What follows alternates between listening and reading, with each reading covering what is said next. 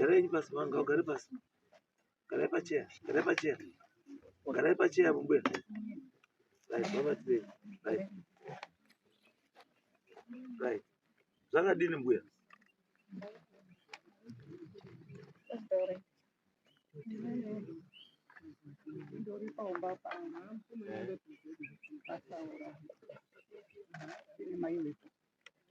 Ndakaona wangu wachifika ari mangwana waiti ndauya pano kuti mhuri yedu yapera nemwana wenyu wakaenda kuhondo kupedza mhuri yedu izvo wakauya waitaura wabvika madina Asi mhuri yedu yapera nemwana wenyu akaenda kuhondo. Ari kuipedza sei? apeno ukazo ari kuti takazobvunzisa kuti vari kupedzwa sei. Mukadzi wakanga akaroora mukororo wangu uyo wakaenda kuhondo mukunda yekwamuchena zvino samadhina wakazotora muroora wangu uyo abvapo azwa kuti murume hawasadzoka ba kubva kuhondo. Saka samadhina akazoita wanyore kutori muroora wangu nanamusi uri papa. Nyaya yenyu iri pekuti wana madhina wari kuti imimi the fact yekuti mukadzi uyu akauya mumusha umu asi murume wake akaenda kuhondo haana kudzoka, saka murume ndiye akurwa hondo yemukadzi wake. Ndizvo zviri kutaura. Ndizvo zviri kutaura. Alright, it's okay. Right. Akataura ndiani?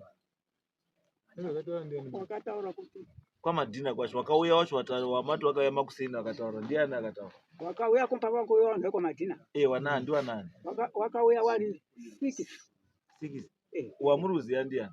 Handimbowaziviba. Wakandouya wari wakomana wa5 nemukadzi wechitanhatu. Wakomana 4 wakadzi 3. Wakauya wari 7. Imi mamuripo? Ndini mwana wacho wane madhina ndangwere pasaura. Ndimichi? Ndini dangwera mai madhina waakazvara kwasaurama. Kwasaurama takazvarwa tiri 2. Kwamadhina vazozvara 5. Asi anga ambozvara umwe 1. Kuti wabva pamba pedu 1980 wakazvara wana 6 wabva pamba pedu 1980. Alright. Saka mimi wakauya ndiwanani? Wakauya George. Oya Roy. Oya Selina. Asana tsitsi. Na babanini wacho Sarori na Cecilia Teterai. Wakanga kuti ndini Tete kwamadhina. Hanzvadzi yangu first born yame yangu kwamadhina ndio yakafonewa kuzi uya utiperekedze kwakaroorwa mai wako unoshanda kuforest Stepford. Ndio wakafonewa kuziya uya utiperekedze kwakaroorwa mai wako kwakaroorwa mai wako. Apa nyaya dzacho waitongoita wega mai wangu asingatauriki. Saka hanzvadzi yangu ndio vasitaura mai wangu kuti chinyi ndo meeting iripa kwamai guru kuti ndiperekedze chi ana mukoma kwasaurama. Mai wangu anga asina kutotaurwa nyaya yacho. Ndopaka wakachisvika wamba kwedu. Wasvika waenda nekwasabhuku vhungu. Ukasvika wana sabhuku vhungu. Saka sabhuku vhungu wacho ni? Ndimo watoda titaure zvakaita.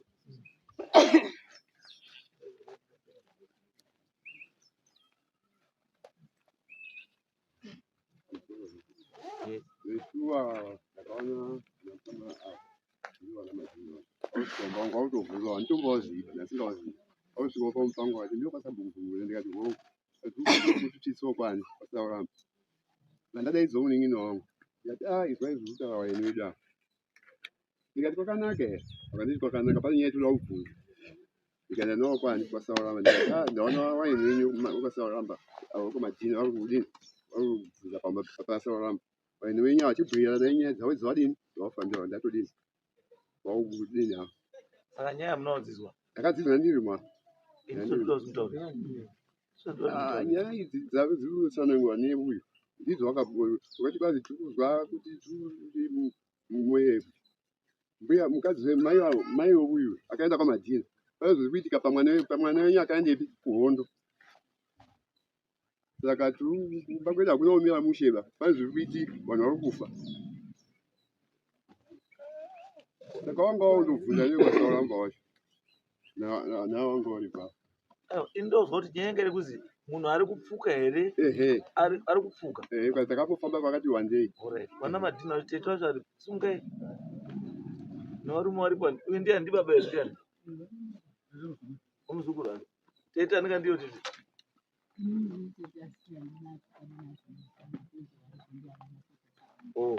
ngasu ndiye samadhina vari pani samadhina taura bhosi chandikuona panyaya yenyika handisi kuona kunga inyaya yekuti kupumhana asi inyaya yekuti pane vanhu vari kusaidhi rimwe ravari handiti kune zviri kuwanetsa asi vari kuda kudii wada kubatsirwa ndokuzwa kwandaitapo kutaura kwamaitapo inyaya yekutsvaga chii rubatsiro haisiri inyaya yekuti muri kudii muri kupumhana ba saka ndio anganimbozwe ndisamadhina tarai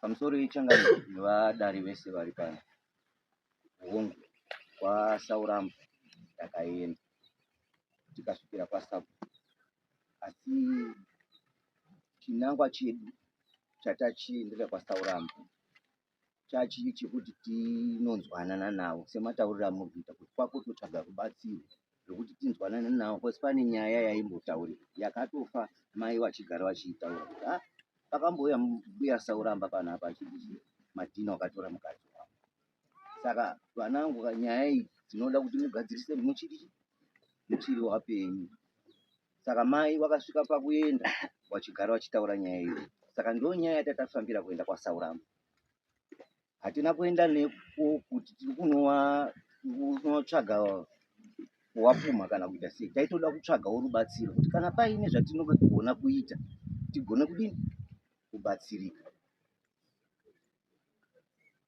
ndo mafambiro atakaita chakati asi imi chitaura chii chiri kumboitika kwenyu kwacho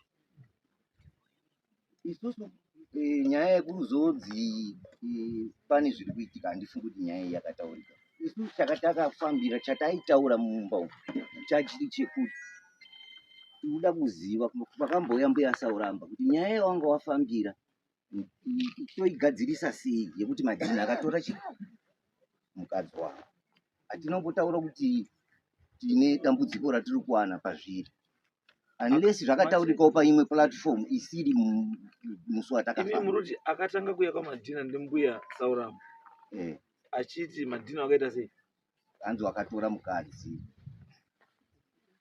wemwana wangu taura tizwe ndiani wanga utori shizhi yauri witness taura pamusoro mambo mutasi musi wa21 August 2022 kumakota to 10 mangwanani Gideon Saunyama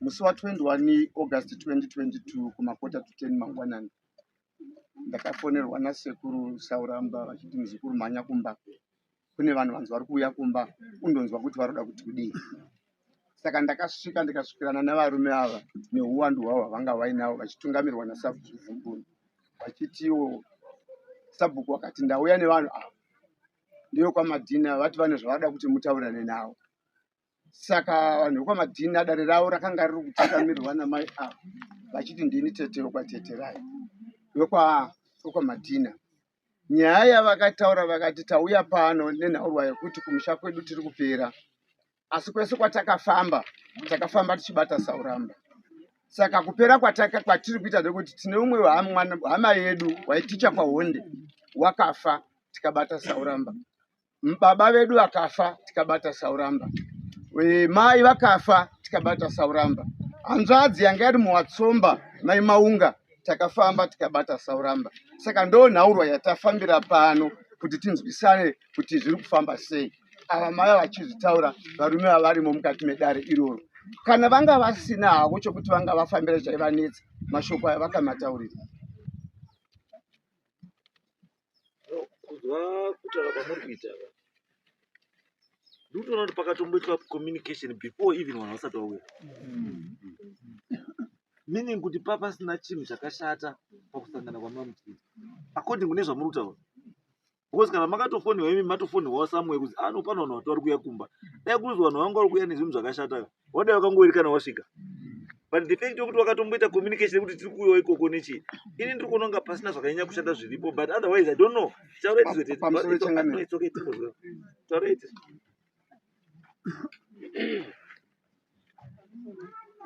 Yes.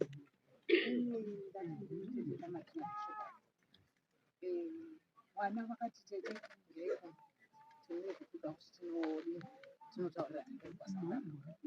Inini ndakusvika ini ndasingakuzivi kwaSauramba. kwaSabhuku wacho ndasingakuzivi. Waiziva mwana wani?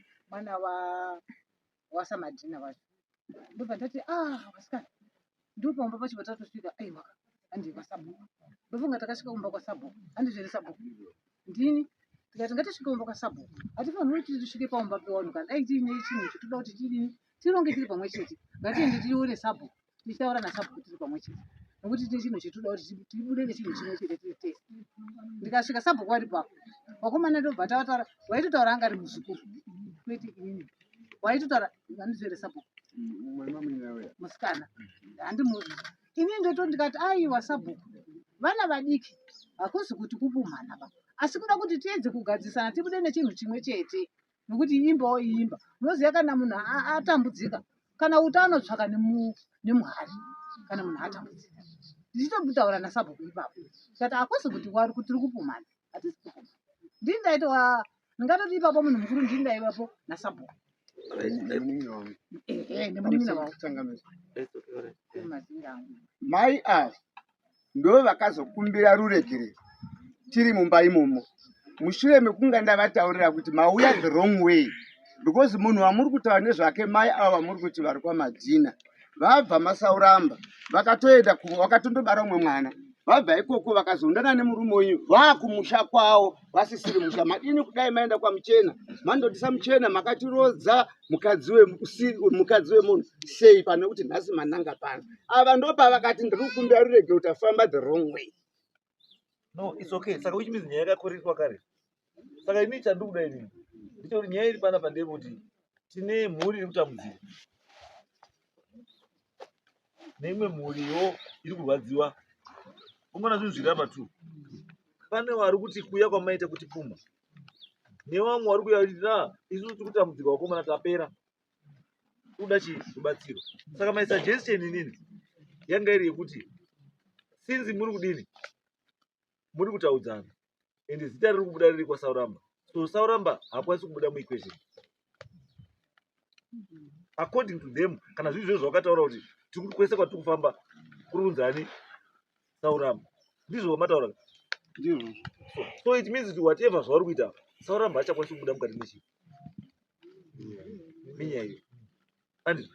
Saka zvataakuita isusu ndechekuti kwakabva mukadzi ndekwani, ndekwaMuchena handiti, taakutora Muchena satezvara handizvo. Asi munhu anga akaroora mukadzi uyu ari kurwira mukadzi wake ndiSauramba, ndozvatutika. Ndosandataura kuti ndoda kuti vanhu ivo wese vari vatatu, Muchena, Madhina, Sauramba, you need to clear your names handizvo. Ndosaka tauya kuita nyaya ino yakudaro kuda kukliwa kuti iyo vacheneswe ndatoona muri tuka hapana une wakasvipa baba, asi mese muda kutsvaga kuti muone kuti pakasvipiswa ndiani. Ndo nyaya iri apa, mwese munoda kutsvaga kuti muone kuti pakasvipa ndiani akasvipisa, chii chiri kumboita. Saka chaapo machacho unoti maakufanira kuchitobatana,